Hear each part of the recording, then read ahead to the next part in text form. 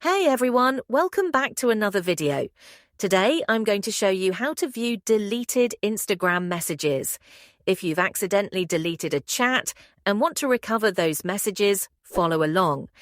This method works for both iOS and Android devices. Let's dive in. Start by launching the Instagram app on your device. Tap on your profile icon in the bottom right corner to access your profile page. If you're using the latest version of Instagram, go back to your profile and tap on the three horizontal lines again. This time, select your activity from the menu. Tap on Download Your Information at the bottom of the page.